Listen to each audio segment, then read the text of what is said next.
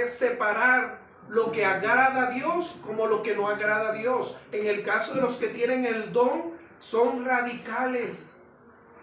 Radicales. Pero vuelvo y les digo, no lo miren de manera destructiva. Destructiva para las obras de las tinieblas. Claro que sí. Pero no para destruir una congregación o destruir la vida espiritual de otro hermano, no. Esa persona cuando se le acerca y le dice, hermano, esto está sucediendo, continúe así. ¿Sí? Dios sabe lo que tú haces en secreto. Y uno se queda, ¿quién le contó? Dios. Y esas personas son como los que hacen el mantenimiento.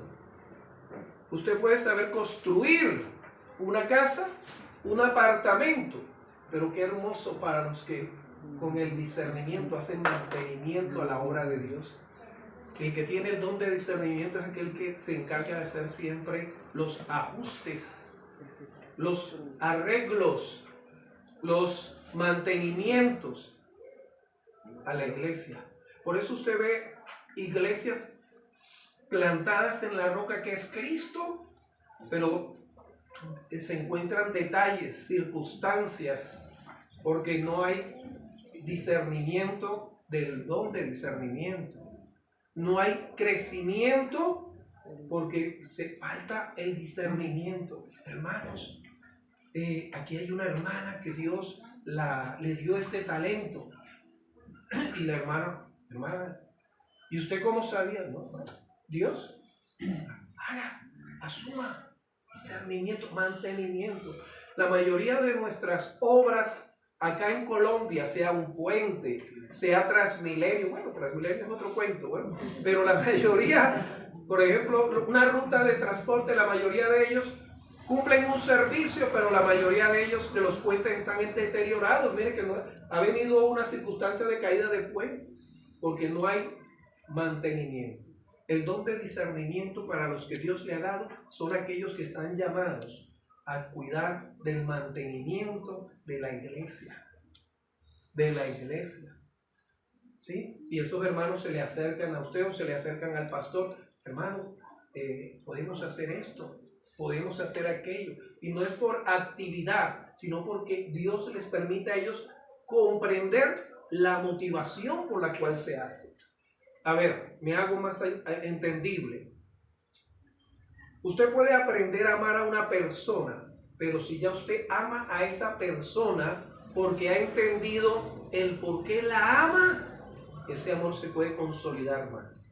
Pero si usted siempre dice, es que yo tengo que aprender a amarte, y eso hace parte de la relación de pareja o de amistad, pero se queda siempre en un aprendizaje y no se llega a disfrutar del amor con esa persona. Hay momentos en los cuales tú le debes decir a esa persona, te amo. ¿Por qué te amo? Por lo que tú eres. No por, algunos pueden decir, sí, por lo que tú haces, por la forma como venís, por la forma como vistes, por la forma... Sí, pero cuando ella deje de vestir así, y si queda ciega, ya no la va a mirar así, por lo que ella es, por lo que él es. ¿Me hago entender? El que tiene el discernimiento va a la raíz, no se queda con la rama ni con el tallo. ¿Qué pasa con el tallo? El tallo lo pueden cortar, pero la raíz, aunque la desarraiguen, queda siempre algunas filamentos, y por eso los que de una manera u otra nos hemos sido criados en una finca, al ratico otra vez salen y hay que echarle algo ahí para que no crezca. ¿Sí me hago entender? Por eso el don de discernimiento nos dice la Escritura sobre este Juan, el discípulo amado, el apóstol, no Juan el Bautista, no Juan el sobrino de Bernabé, no, Juan el apóstol. Dice que en la época del en el año 90 después de Cristo, año 90 fue escrita la primera, segunda y tercera epístola. Dice que llegó un grupo con unas ideas o unas doctrinas que se consideran, ¿no?, nocivas y destructivas para la iglesia. ¿Cuáles eran estas? Él en este caso el gnosticismo. Gnosticismo, la palabra gnosis o el gnosticismo viene de la palabra griega conocimiento o sabiduría netamente fundamentada en el razonamiento o en la capacidad humana.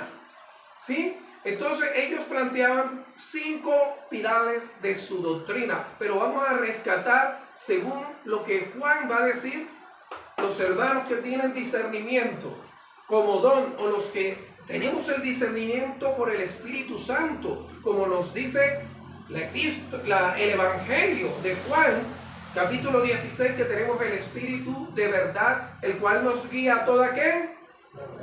Verdad. Si usted es hijo o hija de Dios, tiene el Espíritu Santo que le guía a toda verdad. Pero tenemos a los hermanos que tienen el Espíritu Santo, pero tienen el don. Y aquí Juan va a decir, aquí nos está llegando, nos está filtrando, ¿sí? Doctrinas desde el punto de vista basadas en el saber humano. Ahora, hay que tener cuidado con esto. Hay que tener cuidado con esto. Cuando aquí, por ejemplo, yo puedo utilizar ciertos elementos científicos en una prédica, pero yo no le puedo dar más importancia a esos elementos científicos o esas verdades científicas que a la palabra de Dios. ¿Me hago entender? Que eso es lo que pasa, y eso es lo que sucedía con el gnosticismo. Ellos van a decir, Jesús no era un Dios encarnado, no hubo una encarnación. Por eso Juan, en el capítulo 1, versículo 1 del Evangelio dice, en el principio, y el verbo, y luego encontramos en esta epístola, en la cual, segunda epístola de Juan, permítame leer rápidamente, nos dice, en el versículo 7, ¿sí? Nos dice lo siguiente, segunda epístola de San Juan, permítame leer, dice, porque algunos, ¿cómo dice? Muchos, imagínense, muchos, y muchos es lo contrario a pocos, y es contrario a uno, es contrario a 2, a 3, muchos que engañadores han salido por fusa, por el mundo. Es decir, pueden estar en su barrio, pueden estar en el mundo, que no confiesan que Jesucristo ha venido ¿en qué? En carne. Quien esto hace es el engañador y el anticristo. Mira que Juan va a la raíz. Uno es engañador y el padre de toda mentira y de todo engaño. ¿Quién es? Satanás. O estamos en la verdad o estamos en el engaño. O estamos en la mentira o estamos en la seguridad o certeza. No hay ambigüedad, no hay término medio. Y nos dice aquí que Juan claramente dice, tengan cuidado con aquellos que le dan más importancia a lo que la sabiduría o el razonamiento humano que a lo que es la palabra de Dios. La palabra de Dios. ¿Cómo así? Entonces, si Jesús no fue encarnado, no es encarnación, entonces Él era un espíritu puro. Va a decir, un espíritu puro. Y por eso usted va a encontrar que esas corrientes vienen de Oriente, en la cual dice que usted puede ser un iluminado, en la cual usted puede ser una persona ascética. Ascética quiere decir que usted puede mantener su cuerpo sin ningún efecto de enfermedades, ¿sí? Yo no me imagino una persona esa machucándose, ¿sí? O yo no me... Sí, o cuando ahorita tuvimos la pandemia, ellos también bastante murieron allá porque ellos consideraban eso, ¿sí? Que no, yo no sé, ¿sí? Y ahí entran varias posiciones filosóficas, entra la religión hinduista, entra el taoísmo, entra, en fin, pero todas esas se resumen en un humanismo. porque en la cual el hombre es aquel que puede incluso considerarse que no necesita de Dios sino por el esfuerzo propio, ¿sí? Propio. Entonces ellos negaban que Jesús era el Cristo y era Dios encarnado, que Él es un buen maestro, y por eso ustedes van a ver las escuelas gnósticas que hablan de Jesús como uno de los iluminados o grandes maestros. Grandes maestros. Y aquí habla de que eso es falso, un engaño. Es un engaño. El error más grande de la humanidad es decirle a Dios: Dios, tú existes, pero tú quédate allá y yo aquí. ¿Qué nos dice la Escritura? Cuando el hombre desobedece y se da cuenta que desobedeció y siente vergüenza ante su compañera, ante su compañero, quiso dar una solución, cubrir su vergüenza. ¿Qué hizo? Hizo delantal, pero esto no cubre. Y vemos al hombre siempre a través de filosofías, a través de la ciencia humanística, porque la ciencia como tal es dada por Dios. Es dada por Dios porque es un conocimiento corrompido, pero también hay científicos como el médico Lucas. Lucas era médico. ¿Sí? Encontramos también que no podemos darle más importancia a la política, diciendo que la palabra de Dios no es suficiente y necesitamos que Dios coloque. Sí, Dios coloca, pero si esa persona no se somete a la palabra de Dios y vive según la palabra de Dios, va a fracasar en los intentos.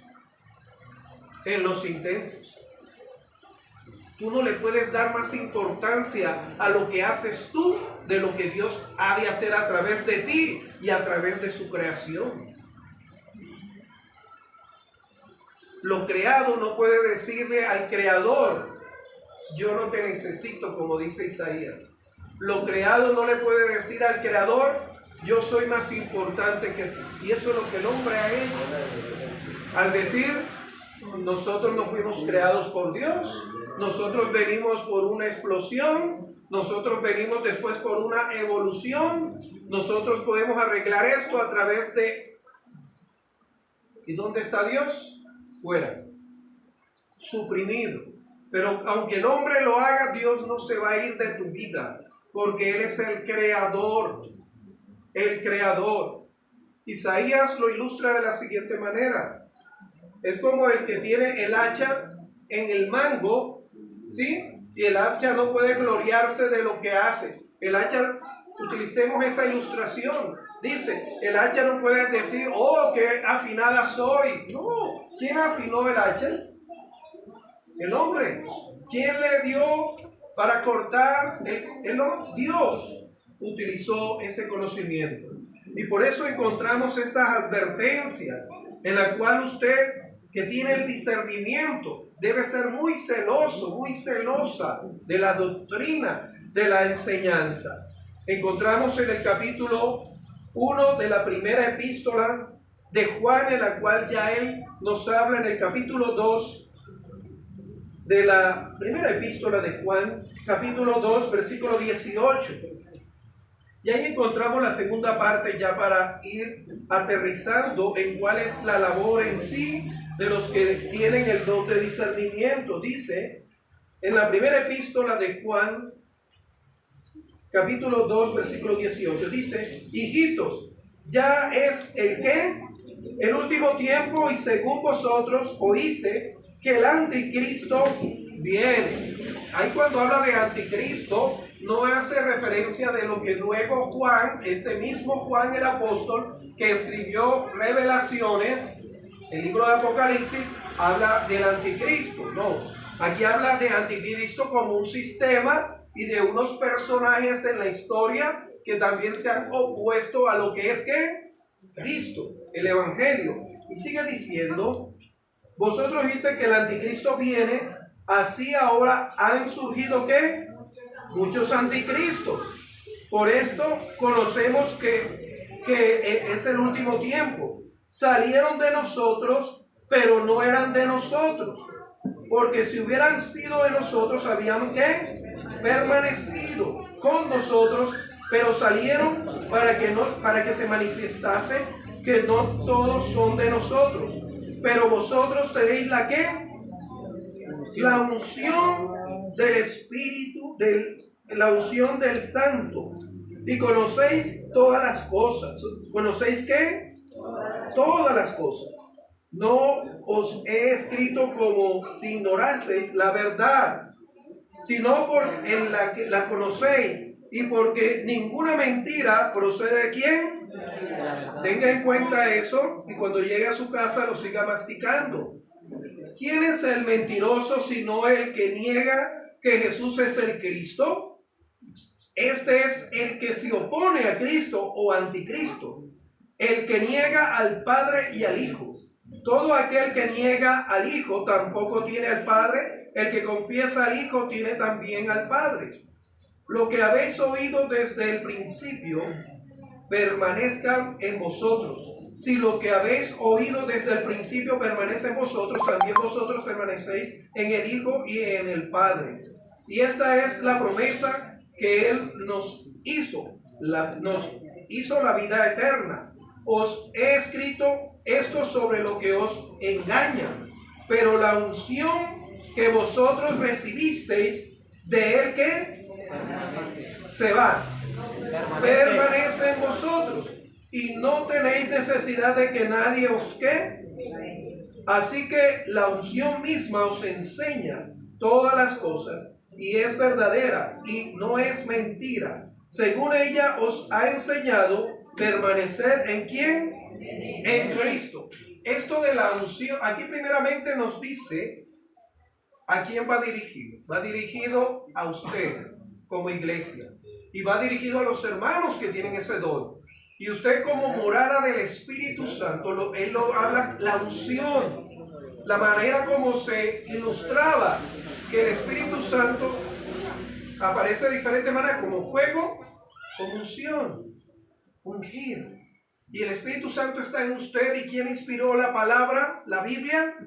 El Espíritu Santo. Él le va a hacer entender y le va a recordar lo que ella dice, lo que Dios dice en su palabra. Aquí hace referencia que Jesús es el Cristo, es el Salvador, que Jesús es el Salvador. Yo no le puedo dar más relevancia a la madre de Jesús, diciendo que es la madre de Dios. La Biblia no nos dice ahí de Jesús, y tampoco nos dice que Jesús es el Hijo del Padre, si nos dice.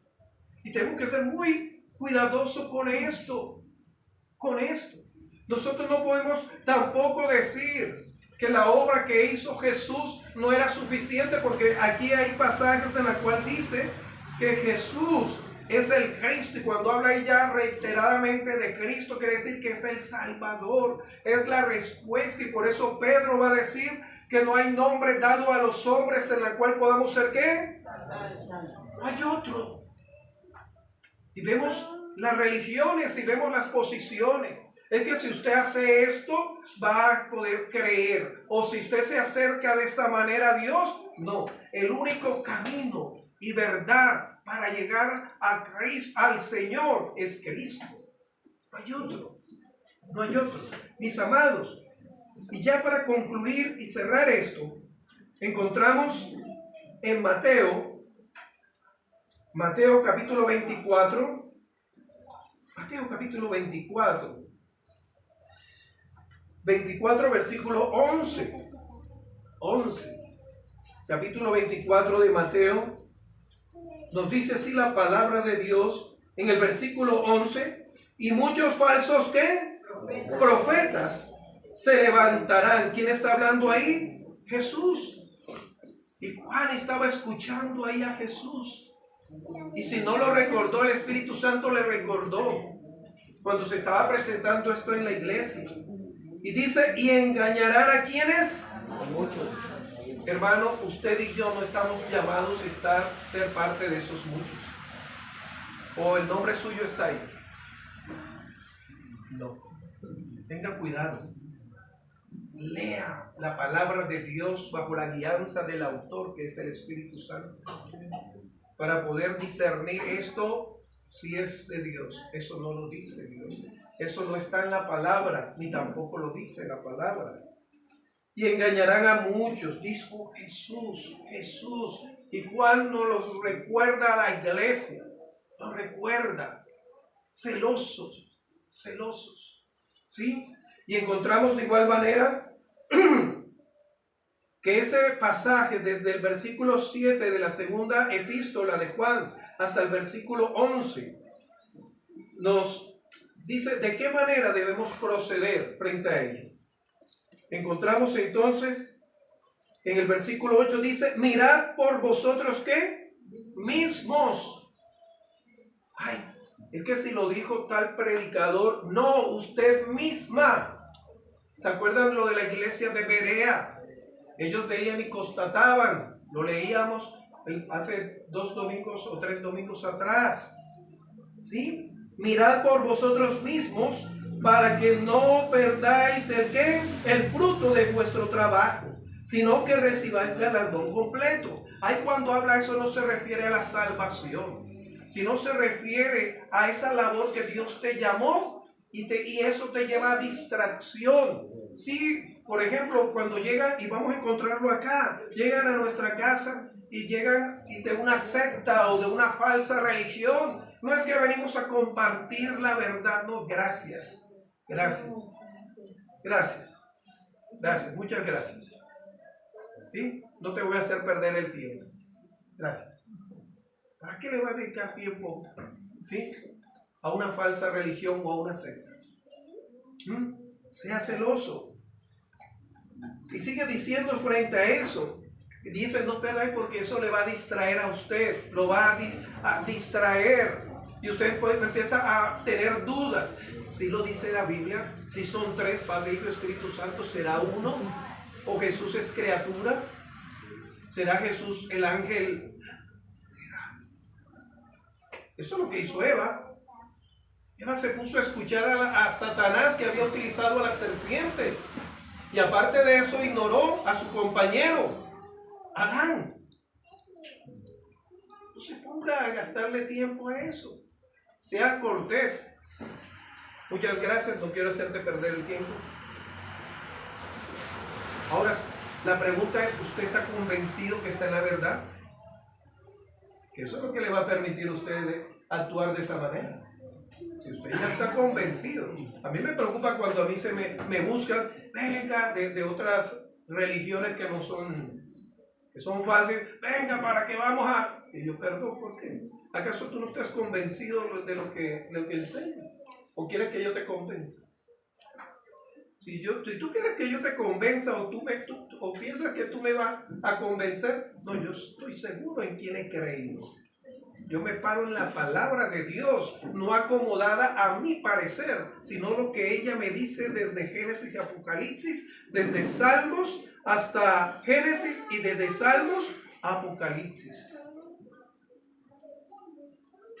Si usted está convencido que está en la doctrina de Cristo y lo vamos a encontrar ahí, ¿para qué pierde el tiempo y le hace perder el tiempo también a esa persona? Ahora, si Dios a usted lo llamó para ser apologética o defensor, ya eso es otra situación, pero debe hacerse en unos espacios bien claros, ¿sí? Bien claros. Y nos sigue diciendo frente a esto, mis hermanos, versículo 9, cualquiera que se extravía y no persevera en la doctrina de ¿quién? De Cristo. Acuérdese, no es la doctrina del pastor tal, de la pastora, y no hay pastores. No hay pastores. Hay pastoras de rebaño de ovejas, pero de personas no hay. En la Biblia no hay pastores. Dilas con eso. ¿Sí? La doctrina de Cristo. Si su pastor, si su maestro no se basa en la doctrina de Cristo, volvemos otra vez al discernimiento. ¿Qué dice? No tiene ¿a quién? A Dios. A Dios. No tiene a Dios. Se tiene a sí mismo, pero no a Dios. el que persevera en la doctrina de Cristo, ese tiene al Padre y al Hijo. Aquí Juan luego va a decir, bueno, listo, están estos que dicen que son creyentes o llegan aquí y nos hablan, pero vamos a ponerlos a prueba si están en la doctrina de Cristo. Si están en la doctrina, vamos a ponerlos a prueba. Y ponerlos a prueba es escuchar, masticar, ¿sí? Y luego dice frente a eso, versículo 10, si alguno viene a vosotros y no trae esta doctrina, ¿cuál doctrina? La de Cristo, no le recibáis en casa, ni le digáis bienvenido, porque el que le dice bienvenido participa en sus malas obras. Aquí la palabra no es tirarle la puerta, no haga eso. Que algunos lo miraron así, no le tire la puerta. Acuérdense que Jesús dijo, en esto conoceréis que sois mis, que los améis, que debemos amar, mostrarle amor, muéstrele amor, dígale, gracias, yo voy a estar orando por usted. Déjeme orar. Orando, vamos a orar. ¿Sí? Y de igual manera, ¿qué dice ahí? Lo que dice el versículo 11. ¿Qué dice el versículo 11 en la última parte del versículo 11 del capítulo 1 de la segunda epístola? Dice, participa en sus malas obras. Lo que quiere decir ahí no es que usted no le va a abrir la puerta y lo va a saludar, le va a decir, sí, cuénteme qué es. No, es que quiero compartir. Gracias. Gracias, muchas gracias. En el momento, no, gracias. Ya yo estoy en la verdad. Yo estoy en la verdad. Muchas gracias. No quiero hacerte perder el tiempo. Pastor, ¿y si continúa? No, porque los que son obstinados. Vuelvo y te recalco. Gracias. No quiero ser grosero. ¿Sí? Gracias. En el momento no. ¿Sí? Porque ahí hablas de participar. Participar es cuando ya usted empieza a escuchar a la persona y empieza a decir, ay, pero sí, ustedes tienen algo de verdad. No. Usted está en la verdad. ¿Sí? En la verdad. A ver, me hago entender. Y con eso, lo que dice el versículo 10, si la persona sigue, le digo, bueno, ya me tocó cerrarte la puerta. Ya sí lo que dice el 10, ¿no? Ya me toca cerrarte la puerta, ¿no? Sí, porque ya te he dicho que no te voy a hacer perder el tiempo, ¿no? Ya sí tampoco. Pero miren lo que dice aquí, es lo siguiente. Imagínese aquí un veneno. ¿Qué dosis de ese veneno necesita usted para dañar su salud? Depende de la potencia del veneno. Pero es veneno. Pero hay una que la potencia es más fuerte y con una gota más. Pero afecta.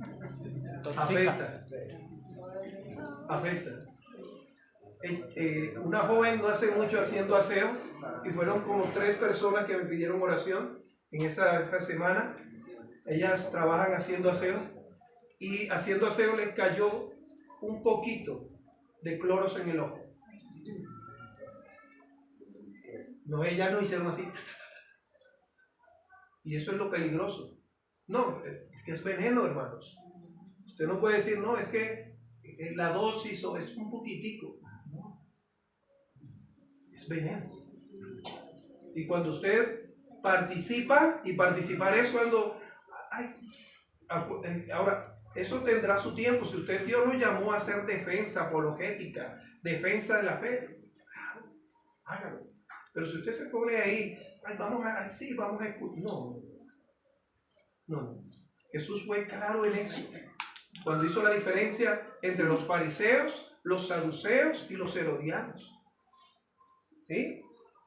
Jesús nos llamó, bueno, en el sentido de dar a utilizar las enseñanzas de los fariseos, no. Llamó a Pablo, a Saulo, siendo fariseo, pero dijo, esto no es más importante. Y volvemos. Entonces, es cuando usted le da más relevancia o más importancia a esas doctrinas que no son la palabra de Dios, la de Cristo. Las que están basadas en mi parecer y no en la verdad absoluta que es la palabra de Dios. La Biblia no es relativa, la Biblia es la verdad única, infalible, plenaria, desde Génesis y Apocalipsis nos habla, plena para nuestras vidas. Entonces, mis amados, no debemos participar de esas obras. Usted puede entrar en una parroquia, sí, pero usted no va a hacer lo que hacen ahí. Usted puede entrar en un salón de los mormones, ¿sí? Es como si usted entra al Transmilenio y no se convierte en Transmilenio. ¿Se acuerdan que esa es la mentira? Es que yo no voy a tu iglesia porque ahí me convierten en cristiano. No, usted no se convierte, usted sabe qué está haciendo ahí. Un familiar que de pronto lo invitó. Y Dios ahí te permite llegar, usted respeta, pero sí se das cuenta que la gente que no ha nacido de nuevo son las menos tolerantes. Cuando tú les invitas, ellos los invitan a uno allá, uno es respetuoso, uno ahí. Pero tú los invitas acá y empiezan a irrespetar. Porque están en la mentira, en el engaño. Se sienten incómodos. Que Dios nos ayude, mis hermanos, y a esos hermanos que tienen ese don de discernimiento. ¿Sí?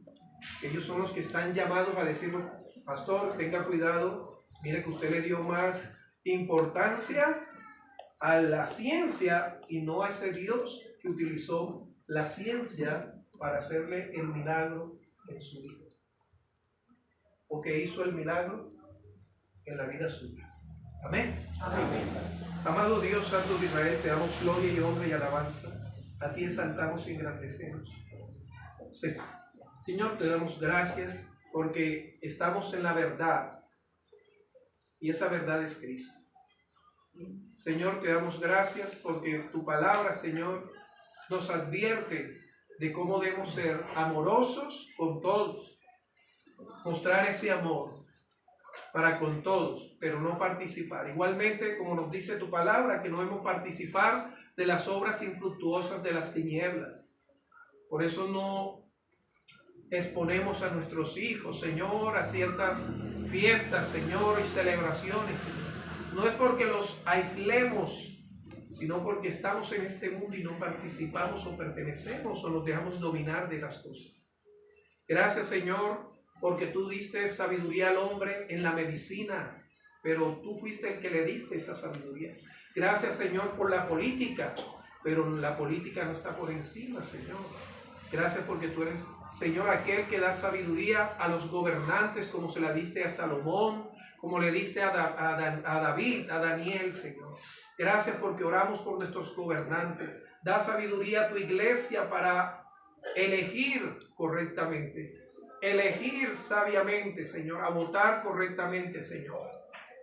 Te imploramos, Señor, por nuestros gobernantes. Te pedimos, Señor, también por la crianza, Señor. Hay muchos modelos de crianza, pero qué hermoso cuando nos basamos en la manera tuya, de tu palabra, Señor, en la cual nos dice: instruye al niño en su camino, en la palabra, y aun cuando fuere viejo no se apartará. Así como tú, Señor, a través de Pablo le dijiste a Timoteo que desde la niñez has conocido las sagradas escrituras, las cuales te pueden hacer sabio y para estar en esa vida eterna, Señor. Que podamos instruir a nuestros hijos, así como le leemos los cuentos de Caperucita Roja, en fin, le leemos también la palabra. Y le decimos: esta es la verdad absoluta. En esta no hay error. Esta es la que te van a servir para la vida y en la cual Dios te habla, hijo, hija. Señor, y nos habla a nosotros. Seas tú tu bendición para tu iglesia, Señor, en el nombre poderoso de Cristo Jesús. Amén. Amén. Amén. Señor, les continúa.